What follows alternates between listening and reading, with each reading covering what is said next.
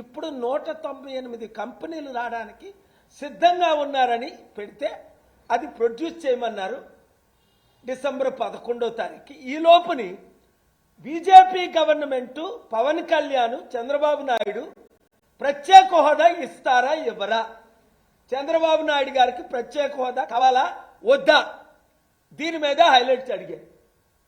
అప్పుడు వరకు ప్రత్యేక హోదా కావాలని జగన్మోహన్ రెడ్డి ఫైట్ చేశాడు.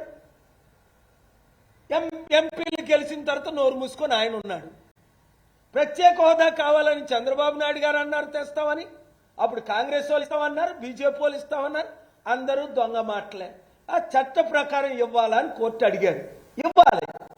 పార్లమెంట్ లో బిల్లు పెట్టారా లేదా, పార్లమెంట్ లో ప్రామిస్ చేశారా లేదా, your honour, there is a verbal contract, there is a return contract. Here it is not a political comments made outside the parliament. In the parliament itself, then Congress government and BJP government, one promised 5 years, one promised 10 years. And why they are backing off? Because they are breaking the constitution. Ninna constitution day ayyundi. Constitution మనం ఎందుకు నెరవేర్చట్లేదు?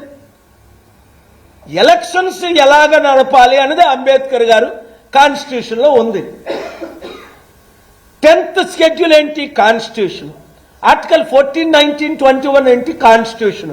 Article 25, 26 religious Tirupati దేవస్థానం, తిరుపతి పూజారులు ఎందుకు నడుపుకోకూడదు? చర్చిలు పాస్టర్లు నడిపినట్టు, ములానాలు మార్స్కలు నడిపినట్లు, ఇవన్నీ constitution లో ఉన్నాయి.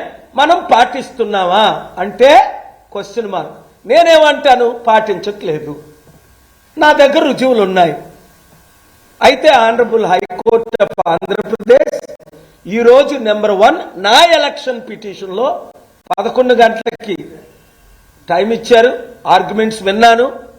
మరలా జనవరి 8కి డేట్ వేశారు. ఎందుకంటే నేను మళ్ళీ డిసెంబర్ 23 నుంచి జనవరి 3 వరకు విదేశాల్లో ఉంటాను కనుక అప్పుడు వరకు ఇక్కడే ఉంటున్నాను. ఎక్కడ ఇప్పుడు అమెరికా వెళ్ళాను, 1 వీక్లో వచ్చేసాను. రాత్రి పగలు తెలుగు రాష్ట్రాలు దేశంలోనే ఉంటున్నాను.